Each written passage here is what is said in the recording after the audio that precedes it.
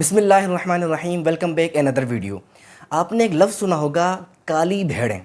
بڑا مشہور لفظ ہے یہ کالی بھیڑیں، اور مخصوص افراد کے ساتھ مخصوص مواقع پر بولا بھی جاتا ہے۔ اور یہ کالی بھیڑیں جو ہیں یہ جہاں چپک جائیں نا، جس ادارے میں یا جہاں لوگ کچھ ہوتے ہیں، کام کرنے والے ہوتے ہیں، یا کوئی نام ہوتا ہے، کوئی کمپنی ہو، تو یہ سمجھیں وہ ادارہ، وہ کمپنی، وہاں کے افراد وہ سب بدنام اور جو ہے وہ یہ سمجھیں کہ کہیں منہ دکھانے کے قابل نہیں رہتے ہیں۔ یہاں پر میں یہ لفظ یوز کروں گا اس وقت غریب کہلانے والے یا غریب بننے والے کچھ لوگوں کے بارے میں۔ کچھ لوگوں کے ساتھ یہ لفظ یوز کروں گا، وہ غریب ہوتے نہیں ہیں، لیکن دکھنے میں ان کا حلیہ غریبوں والا بتا رہا ہوتا ہے، لیکن حقیقتاً یہ لوگ لالچی ہوتے ہیں، حریص ہوتے ہیں، غنڈے ہوتے ہیں، بدماش ہوتے ہیں۔ اور اگر کوئی گندے سے گندا ورڈ اگر اس کے لیے کوئی یوز مزید ہو سکتا ہے تو میں سمجھوں گا کہ یہ ہونا چاہیے، اور آپ کیجئے کہ آخر وہ کون سا لقب ان کو دیا جا سکتا ہے، کیونکہ ان کی حرکتیں ایسی ہیں۔ یہ اپنی حرکتوں، اپنے کرتوتوں، اپنے لالچ پن کی وجہ سے جو غریب ہیں، حقیقتاً جو ضرورت مند ہیں، جو حاجت مند ہیں، جو متاثرین میں سے ہیں، جنہیں ضرورت ہے، ان کا حق مار رہے ہوتے ہیں، ان کو تکلیف پہنچا رہے ہوتے ہیں۔ اس کے ساتھ ساتھ کہ جو ان لوگوں کی یعنی غریبوں کی مدد کرنے والے ہوتے ہیں، ضرورت مند کی، حاجت مند کی، کسی مجبور کی ہیلپ کرنے والے ہوتے ہیں، ان کو بھی اذیت اور تکلیف دے رہے ہوتے ہیں۔ یہاں پر یہ میری ویڈیو بنانے کا مقصد کوئی ان کو انکریج کرنا، ان کو یوں سمجھیے کہ سمجھانا نہیں ہے، کیونکہ اب مجھ جیسا بندہ ان کو کیا سمجھا سکتا ہے۔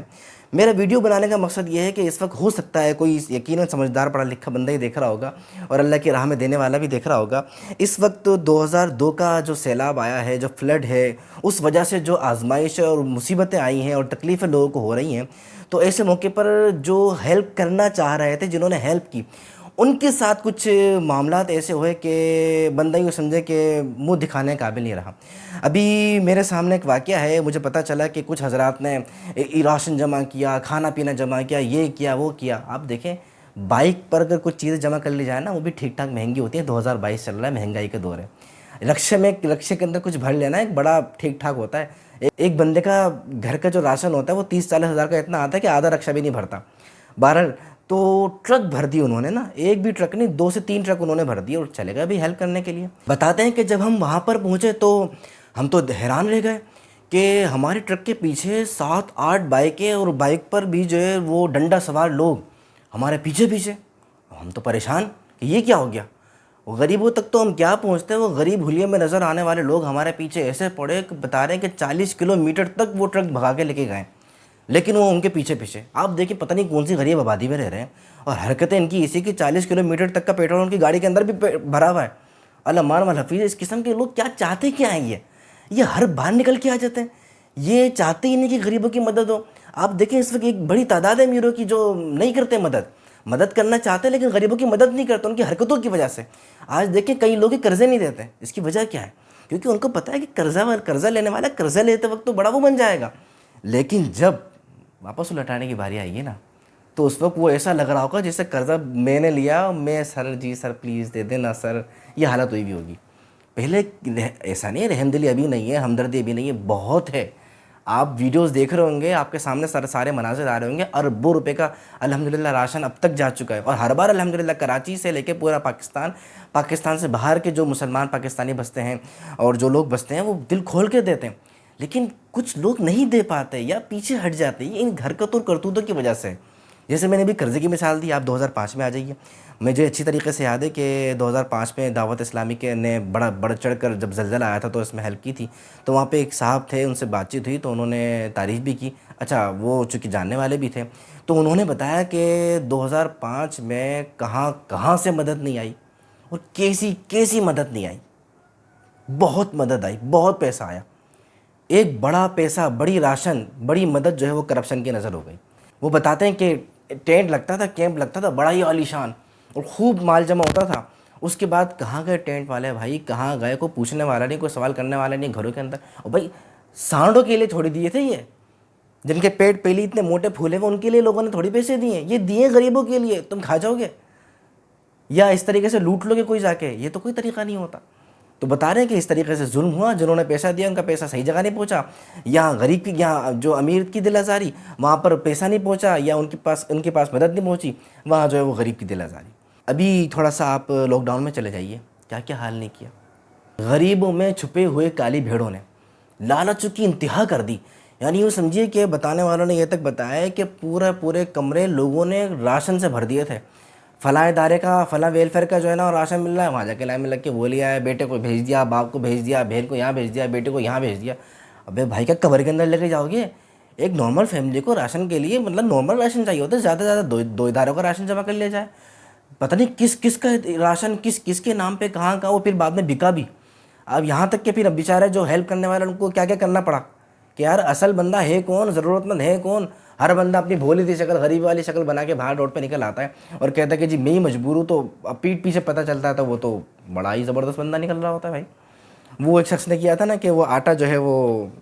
1 کلو آٹا لیا، پتہ نہیں چند کلو آٹا لیا، اس کے اندر 5 یا 10 یا 15 ہزار روپے ڈال دیے تھے۔ اب جو واقعی مجبور ہوگا آپ بتائیں، جس کے گھر میں واقعی فاقے چل رہے ہوں گے، آزمائش ہوگی، 1 کلو آٹا نہیں لے گا، 1 کلو 5 کلو آٹا نہیں لے گا، یار چلو چائے کے ساتھ کھا لیں گے۔ لیکن جس کے پیٹ بھرے ہوئے تو انہوں نے کہا آٹا بانٹ رہا ہے، ہٹاؤ بھائی، تھے یہ لالچی لوگ، ان لوگوں کی وجہ سے لوگ دور ہوتے ہیں۔ پھر کیا ہوا، جو واقعی مجبور تھے انہوں نے آٹا لیا، لیکن ان کو نہیں پتا تھا کہ یہ آٹا ہے۔ بعد میں جب آٹا کھولا دیکھا تو اس کے اندر سے وہ 5-5 ہزار کے نوٹ نکل رہے تھے۔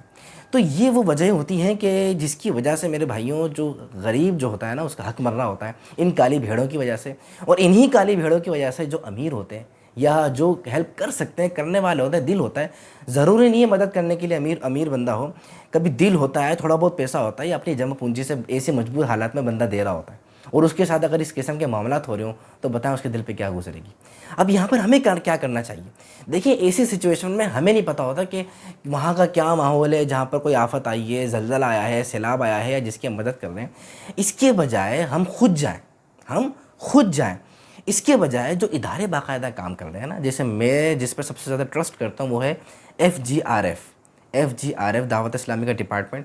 اس پہ میرا زبردست ٹرسٹ ہے، اور ان کا پورا نیٹ ورک پھیلا ہوا ہے ایک گاؤں گوٹھ میں، ان کو پتہ ہے کہ کون مجبور ہے، کہاں کو کس کو دینا ہے، کیسے دینا ہے، کہاں پہ راشن پہنچایا جائے گا کہ وہ پکا کے کھا لیں، اور کہاں پہ راشن نہیں بلکہ راشن کی جگہ پر کہاں پر جو ہے وہ بسکٹ کا آئٹم، جوس کا آئٹم، اس قسم کے آئٹم پہنچائے جائیں گے، کیونکہ وہ پکا نہیں سکتے، وہ اس طریقے سے اپنے ایک آدھ ہفتہ گزاریں یا آفت ٹل جائے گی، پھر ان کے لیے باقاعدہ اہتمام کیا جائے گا، یہ ان لوگوں کو پتہ ہوتا ہے۔ تو میری ناقص رائے ہے کہ میرے بھائیوں ناراض نہ ہوں، دل چھوٹا نہ کریں، دل چھوٹا کرنے سے، پیچھے ہٹنے سے دیکھیں ثواب سے محرومی اور کچھ بھی نہیں ہے، ہمارا اپنا نقصان ہے، کیونکہ اس وقت جو ثواب مل رہا ہوتا ہے نا، یہ سمجھے مسلمان کے دل میں خوشی داخل کرنے کا جو ثواب احادیث میں بیان کیا گیا ہے نا، کہ آخرت کی جو مصیبتیں ہیں وہ دور ہو رہی ہوتی ہیں، آخرت میں اللہ کریم خوشیاں عطا فرماتا ہے، اور ایک مسلمان کو تو چاہیے یہی کہ آخرت کی پریشانیاں دور ہو جائیں، آخرت کی مصیبتیں دور ہو جائیں، آخرت میں خوشی مل جائے۔ تو یوں سمجھیں کہ اگر ہم پیچھے ہٹ جائیں گے ان باتوں کی وجہ سے تو ہمارے نقصان ہے، پیچھے نہیں ہٹنا ہے، لائحہ عمل طے کرنا ہے، طریقہ کار طے کرنا ہے کہ ان کالی بھیڑوں، بدماشوں، حریصوں، لالچیوں سے بچتے ہوئے ہم حقیقی حقدار تک کیسے پہنچیں۔ تو اس کا ایک بہترین طریقہ یہ ہے کہ آپ کسی جو معتبر ادارہ ہے اس سے وابستہ ہو جائیں، اس کو دے دیں، اس پہ آنکھیں بند کر لیں، اس پہ پہلے ریسرچ کر لیں، آپ جس پر اعتماد کرتے ہیں ریسرچ کر لیں کہ یار یہ واقعی کام کر رہے ہیں نہیں کر رہے ہیں، آپ دیکھ لیں ہاں بھئی ایک نمبر کام ہے، ان کو دے دیں۔ جن پر میری آنکھیں بند ہیں میں نے بتا دی FGRF، تو اللہ نے چاہا غریب کی مدد بھی ہوگی، ڈائریکٹ کام بھی ہو سکے گا حکمت عملی کے ساتھ، اور یہ کالی بھیڑیں انشاءاللہ میرا، غریب کا، ہم سب کا کچھ بھی نہیں بگاڑ سکیں گی، اور اللہ نے چاہا اللہ ان کو یا تو ہدایت دے دے گا، یا پھر یہ اسی طرح ناحق کھا کے اپنے گھروں کو بھر کے دوسرے کا مال کھا کے لوٹ کے ان حالات ایسے حالات پیدا کر کے اور اپنے پیٹ بھریں گے، تو پھر اس کا عذاب تو وہ دنیا کے اندر ہی دیکھ لیں گے، جس طرح وہ دوسروں کو دنیا میں ستا رہے ہیں، اللہ کریم ان کو بھی دنیا میں معاف نہیں کرے گا، آخرت تو برباد ہی ایسے لوگوں کی۔ اللہ کریم بہرحال ان کو ہدایت نصیب فرمائے۔ اپنا خیال رکھیے گا۔